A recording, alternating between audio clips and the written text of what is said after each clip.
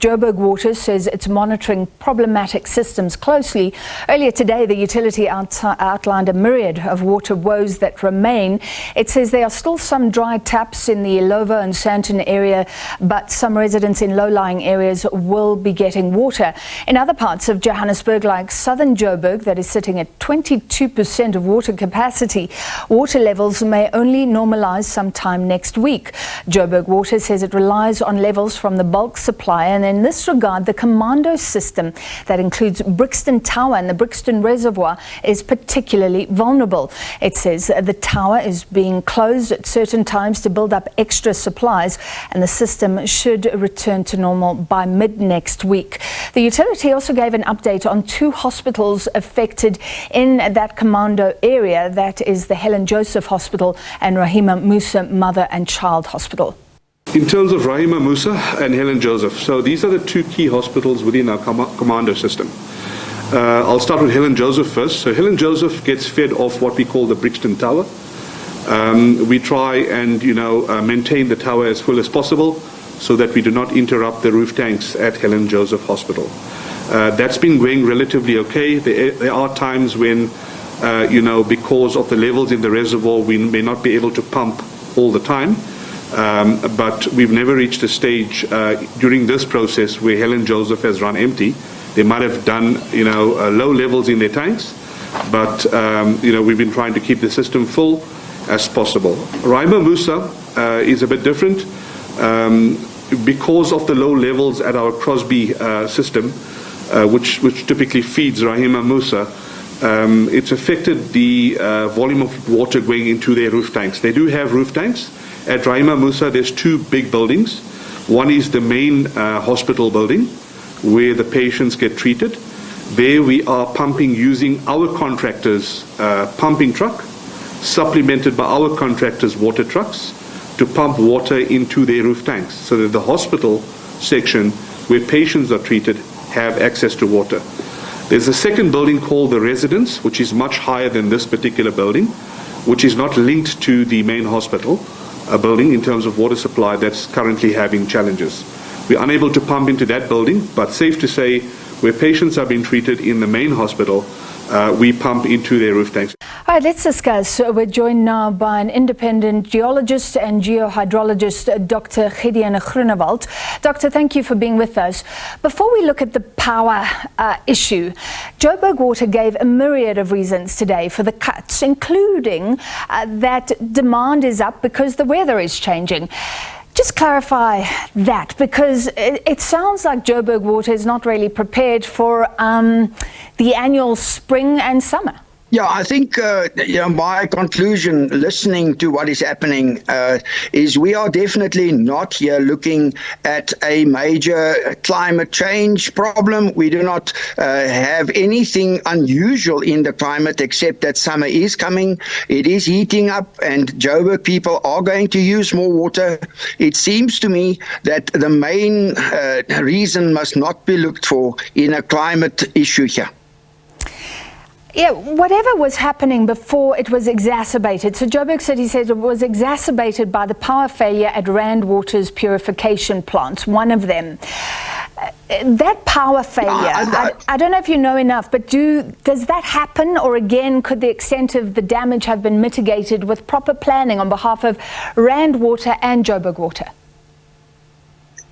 Yeah, my personal view here is that a city the size of Johannesburg and, Rand Water and Joburg Water must be prepared for at least 48 hours of having enough water to sustain a major break. And if I mean a major break, it will be a lightning strike. It will be a major power failure.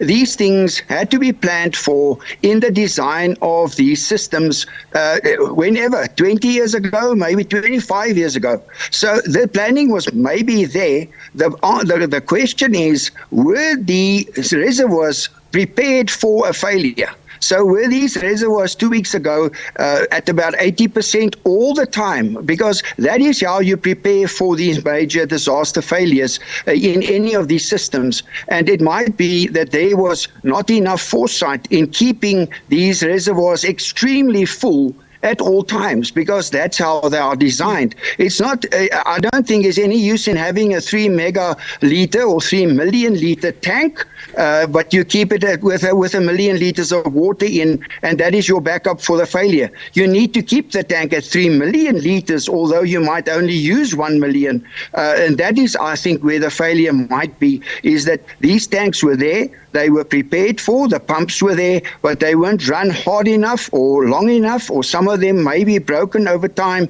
that these reservoirs weren't at full disaster capacity, not normal use capacity. Yeah. And that might be where we must look for a problem, if I shortly look at the problem at the moment.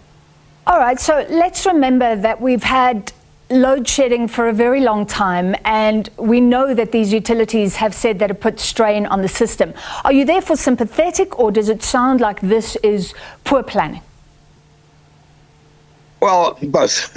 I think first of all, I am sympathetic. I'm sympathetic towards the people, the businesses that is running out of water at the moment, but I am equally sympathetic towards the managers, to the people who are in there for the last 20 years. And over time now, there was a drop in institutional memory. People have been kind of leaving the system just pure because they got to the age of resignation, and the information wasn't transferred properly from the people who are leaving to the people who are staying. And I have great sympathy with the youngsters at the moment who are supposed to run the system, to have absolutely no clue how the systems run, because they were never taught properly. And I think that is where my heart goes out to the people who are really now responsible, and they don't have the knowledge and the institutional memory, and they can't read the documents properly, because there are different languages in this country. People need to understand, like for me, I understand Afrikaans about 90% better than English. So I can very quickly sense what is wrong in Afrikaans. But when I read English documents, especially if it's technical, I definitely take much longer to really inherently understand what the problems are. I wish Joburg Water was here. We did reach out to them. Of course, it has been a busy time. Finally, for you, Doctor, the Commando system sounds really vulnerable. I don't know if you understand the intricacies of the connections, but the Commando system includes those two hospitals, Brixton and Hurst Hill, always having water problems. And I understand that's a different pump, the Aikenhof pump station, not the purification plant where the power cut was. Does this simply show that the system everything is linked, I guess?